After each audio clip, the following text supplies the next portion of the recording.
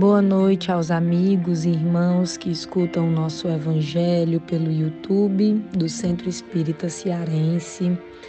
Vamos dar início ao nosso momento de elevação e de aprendizado, com a nossa prece, para que nos harmonizemos e estejamos em paz para mais uma noite. Conservemos a saúde espiritual. Ninguém pode ser feliz sem forte estrutura espiritual, capaz de diminuir tensões e explodir em obras de amor ao próximo. Uma saúde espiritual verdadeira nasce dos bons pensamentos e se concretiza na ação. Pensamentos de caridade e de compreensão aumentam a saúde física e espiritual. Caminhemos para a saúde. Uma saúde espiritual completa brota do amor sentido e vivido. Lorival Lopes, Sementes de Felicidade. Que o nosso Pai Celestial nos revigore o espírito para que cumpramos as nossas funções com vigor e alegria. Acalmai, Senhor, as angústias do mundo, fruto do destempero da alma e do descuido com o corpo. Acode, Senhor, os que partiram antes do tempo por descuido para com a máquina e alivia a saudade dos que ficam. Estejamos todos em paz, que assim seja. Leitura do Evangelho segundo o Espiritismo, capítulo 17, Sede perfeitos, item 11, cuidar do corpo e do espírito. Consistirá na maceração do corpo a perfeição moral? Para resolver essa questão, apoiar-me-ei em princípios elementares e começarei por demonstrar a necessidade de cuidar do corpo que, segundo as alternativas de saúde e de enfermidade, influi de maneira muito importante sobre a alma, que cumpre se considere cativa da carne. Para que essa prisioneira viva se expanda e chegue mesmo a conceber as ilusões da liberdade, tem o corpo de estar são, disposto, forte. Façamos uma comparação. Eis que se acham ambos em perfeito estado. Que devem fazer para manter o equilíbrio entre as suas aptidões e as suas necessidades tão diferentes? Inevitável parece a luta entre os dois, e difícil achar-se o segredo de como chegarem a equilíbrio. Dois sistemas se defrontam: o dos ascetas, que tem por base o aniquilamento do corpo, e o dos materialistas, que se baseia no rebaixamento da alma. Duas violências quase tão insensatas uma quanto a outra. Ao lado desses dois grandes partidos, formiga a numerosa tribo dos indiferentes que, sem convicção e sem paixão, são mornos no amar e econômicos no gozar. Onde então a sabedoria? Onde então a ciência de viver?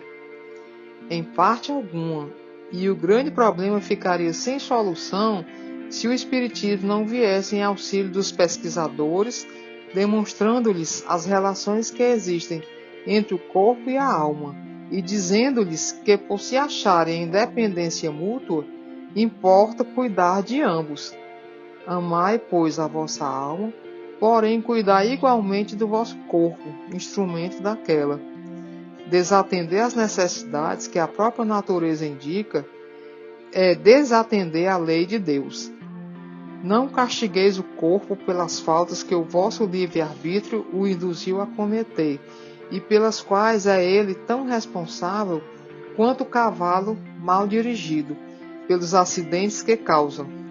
Sereis, porventura, mais perfeitos, se martirizando o corpo não vos tornardes menos egoístas, nem menos orgulhosos e mais caritativos para com o vosso próximo? Não, a perfeição não está nisso, está toda nas reformas por que fizestes passar o vosso espírito. Dobrai-o, submetei-o, humilhai-o mortificai-o. Esse é o meio de o tornar de dócil à vontade de Deus e o único de alcançardes a perfeição. Georges, Espírito Protetor, Paris, 1863.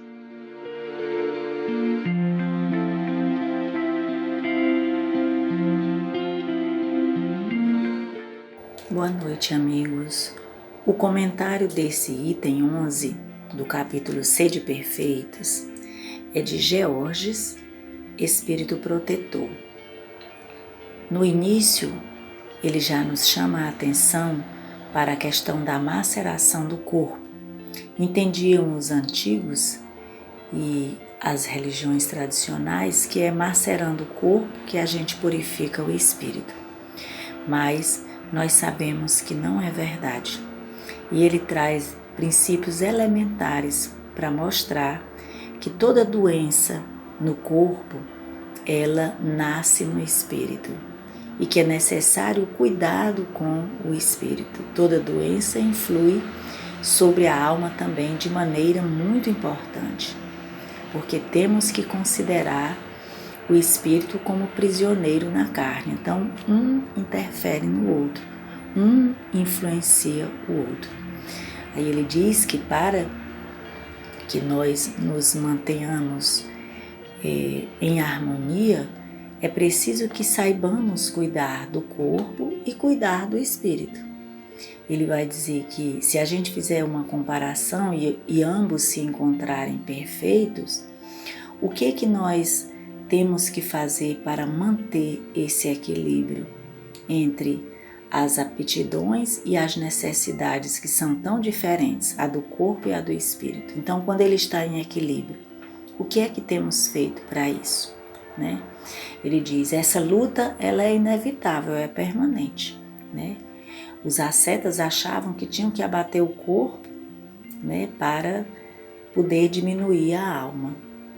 Mas aí são duas violências. Você vai macerar o corpo e nem sempre você transforma a alma.